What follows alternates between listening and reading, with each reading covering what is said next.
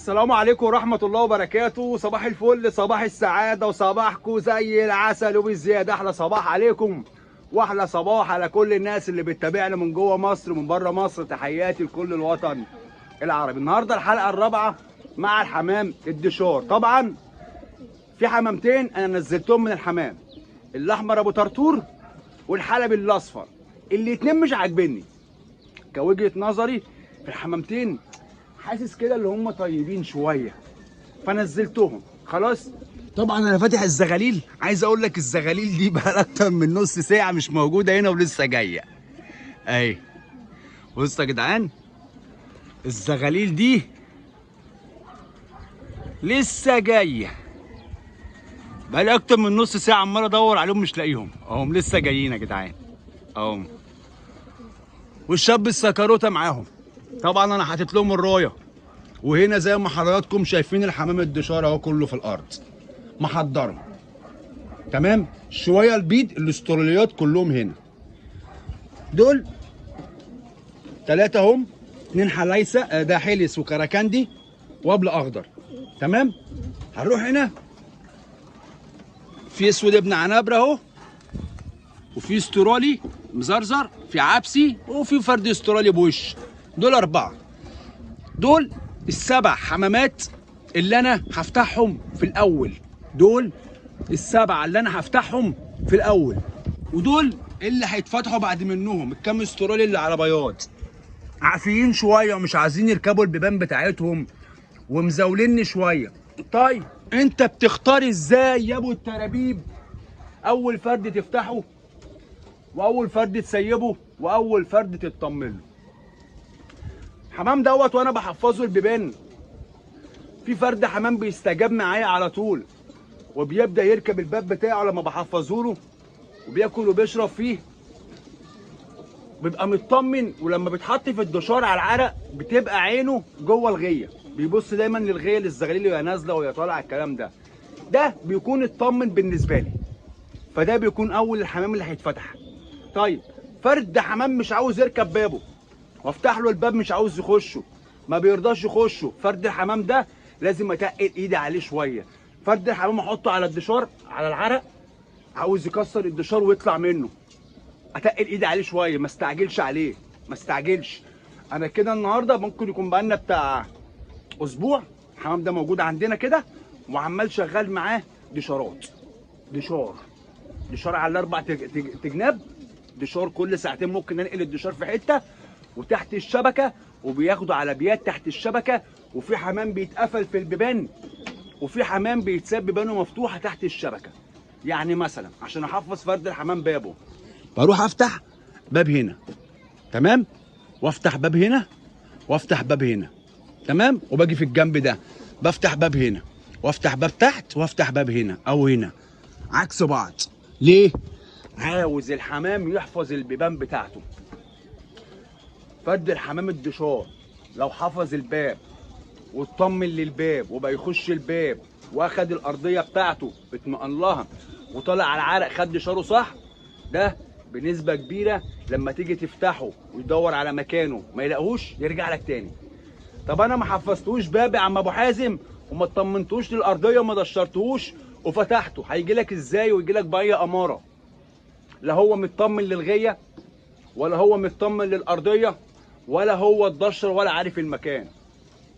يبقى تحفيظ الباب هو اطمئنان فرد الحمام للمكان ويعرف اللي ده مسكنه، بقى ليه مسكن هنا، اطمئنانه تحت الشبكه للارضيه دي عليها عامل عشان فرد الحمام ولو معدي من فوق دماغك وهو بيجري في اول فتحه شاف ارضيه الغيه ينزل يرمي نفسه عليها. الدشار اللي على العرق علشان فرد الحمام يقرر ويعرف الغيه اللي هو طالع منها في انه مكان بالظبط. دي فايده ال3 حاجات اللي انا بقول لك عليهم. فاحنا لحد النهارده شغالين دشار، ولكن الحلقه بتاعتنا النهارده تعرف الفرد اللي اطمن ازاي ويتفتح الاول ازاي. انت جايب النهارده مثلا 20 30 واحده عايز تفتحهم، ما تفتحهمش مره واحده، افتحهم واحده واحده. فتحت واحد طلع خبط شوط جه حط على الغيه افتح التاني مفيش مشكله، لكن ما افتحش كله مره واحده. دي انا عندي منها حته قلق. في ناس بتقول لك احنا نفتح الدشار كله مره واحده، انا ما عملتهاش، وممكن اعملها في دول واللي يقعد واللي يروح على فكره. بس انا ما عملتهاش، فالتجربه خير الدليل. فاحنا دلوقتي في كام واحده، يعني عندك الحلس ده، الحلس ده حفظ بابه بقى زي الفل وحافظ بابه، اللبلق الاخضر حفظ بابه، الكراكندي حافظ بابه بس ما اطمنش قوي، ما بيخشش بابه بسهوله، بس حفظه بس ما بيخشوش بسهوله. الاسود ابن العنابره ده حفظ بابه، الاسترالي المزرزر ده بيخش على الباب وحافظ بابه، ده الاسترالي ابو وش ده فرد الحمام ده جدعان، رغم اللي هو كده بس انا بقول فرد الحمام ده جرار من طريقته ومعاملته مع اخواته. فرديه الغيه في الدشار كان بيقول عليه جرار، في صفات كده اللي هو جرار، انا ما اعرفش بس هيبان كل ده لما نفتحوهم. العبسي ده بقى او عبسي شامي فظيع يا جدعان، فظيع، ده ممكن ما يقعدش ومش هيروح، يعني ممكن ما يقعدش بس مش هيروح. الحمام ده جاي يا جماعه من بورسعيد، مشوار بعيد عليهم شويه، جاي من بورسعيد. بس العبسي ده ممكن رعون ترعن قوي، ممكن رعون تضيعه، يمشي كده ياخد مشوار بعيد لا يعرف يرجع ولا يعرف يروح، فيتضرب في السكه على غيه شبه غيه. طبعا الزغاليل اهي زي ما حضراتكم شايفين طايرين، وكان فيه ازرق قطيفه طاير معاهم. خلاص هنشيل طبعا الرايه بتاعتنا اهي، خلاص هنشيل الرايه، يشكروا كده قوي قوي قوي. هناخد الدشار الجميل ده نحطه هنا اهو، وهناخد الدشار الجميل ده برضو نحطه هنا اهو، وهناخد دي نطلعها على الصدر فوق. هوقف الكاميرا طلعها وارجع لكم تاني. احنا رجاله طبعا احنا دشرنا الاتنين دول هنا، الدشارين اهم اهو، وادي الدشار بتاع الكام واحده اللي عربيات. دلوقتي خلاص الزغاليل فوق دماغي اهي، خلاص هم يشكروا كده.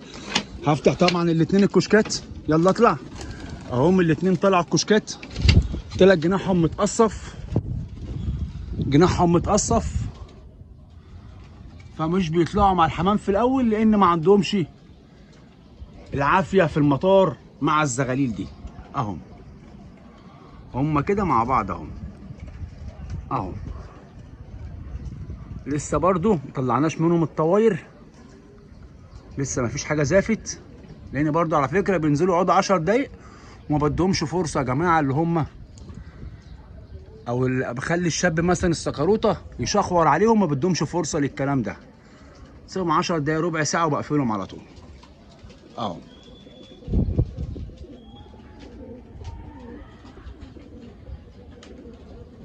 هم كده مع بعض ما شاء الله.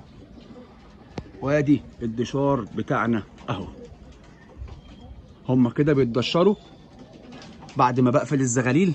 خد بالك بقى، يعني هم دوت هيقعدوا شويه، خلاص بعد ما اقفل الزغاليل تعمل ايه بقى؟ اقوم واخد الدشار ده، هرجع اقولها لك تاني، تاخد الدشار ده تحطه هنا على الصدر، وتاخد الدشار ده تحطه هنا على الصدر او تحطه في النص، وتاخد الدشار ده تحطه هنا على الزاويه. يبقى انت كده بتدشر 4 جناب، بتدشر 4 جناب. وادي الزغاليل عايزه تحط اهي، هنفضلوا معاكم لحد اما الزغاليل تحطوا، بعد كده نقفل الفيديو بتاعنا. طبعا انا في فيديو نزلته وقلت صدق او لا تصدق اللي انا هقفل الحمام الكبير. ليه؟ هرجع اقول لك تاني، في ازرق مع الحمام، علشان مش عاوز حد جنبي يعرف اللي انا عامل حمام دشار جديد اهو. معاهم ازرق، بصوا عمال ازرق، معاهم ازرق عمال يبرم معاهم، بصوا بصوا بصوا بصوا، معاهم ازرق، معاهم ازرق، في ازرق مع الزغاليل.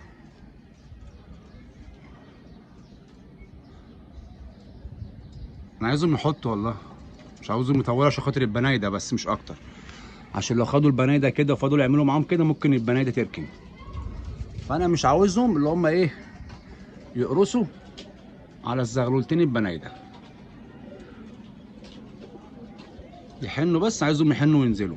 بصوا فرد غريب دخل في وسطهم عمل فيهم ايه اهو. الزغاليل دي خبطت من كام يوم يا جماعه مع كام زغلول، خبطوا مع 12 زغلول من كام يوم، روحوا مزعين مزعه كيفتني بجد. خبطوا مع كام زغلول يا دوب، هم قعدوا كده دوره اتنين. بصوا في فرد بنيدي عاوز يركن على الارسال، ما انا عارف، انا بتكلم في كده، في بنيدي عاوز يركن على الارسال، عشان كده انا عاوزهم يحطوا. بصوا البنيدي ده وهيركن على الارسال، لو اتقرص عليه هيركن على الارسال. انا عاوزهم يحطوا، يلا تعالوا حطوا بقى كده يا ابني، تعالى حط هنا، ما كده هتركنوه. هنقفل الباب يا جماعه، ونصورهم من هنا ونتابعهم من هنا، عشان في ازرق معاهم،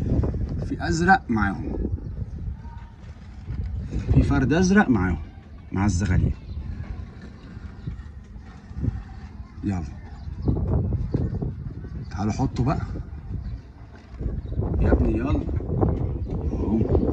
مش عاوزين يحطوا. طب اعمل ايه؟ هم اتعودوا على الدشار خلاص، اللي على العرق، عشان بس ما حدش يقول لك خايفين من الدشار، لا هم اتعودوا على الدشار خلاص. بس هو في فرد ازرق معاهم ولا مشي؟ هو كده مشي خلاص، هو كده مشي مش معاهم.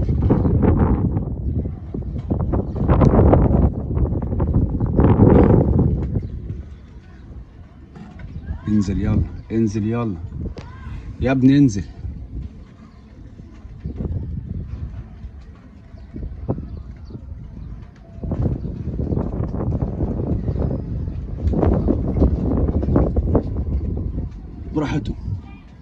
براحتهم، خدوا راحتكم على الاخر، اهو. ايوه يلا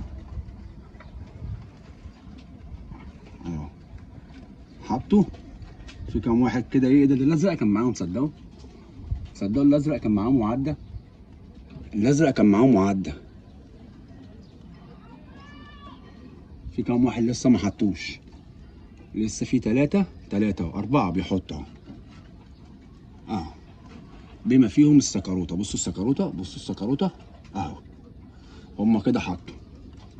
انا بقى بتبقى عيني على الحمام، بشوف مين باصص على الارضيه في الدشار بقى اهو، بشوف مين باصص بره عاوز يخرج من الدشار، ومين بيشخور على عرق زي الاسود اهو. هنا بتبان الرؤيه بتاعتي. بص الكراكان دي باصص في الارضيه، بص الحلي ازاي باصص بره عمال يتدشر اهو. انا بقى بسيبهم قدام منهم الزغاليل طالعه نازله اهو، يطمنوا لها اكتر. 10 دقايق بالظبط ان شاء الله باذن الله، وهبدا ان انا اقفل الزغاليل دي. 10 دقايق وهقفل الزغاليل دي يا جماعه، وهبدا اللي انا انقل الدشار بتاعهم من المكان اللي هم فيه لمكان الصدر. اخواتي وحبايبي، اشوفكم على خير يا رب، ويا رب التوفيق للناس كلها. واذا عجبك الفيديو متنساش تعمل متابعه، تعمل لايك، وانتظر اللي جاي، عشان اللي جاي طلقه حي. احلى صباح عليكم، واحلى صباح على كل الناس، والتربو من مكانكم بيصبح عليكم يا اجدع ناس. حب الناس كنز يا ناس. السلام عليكم.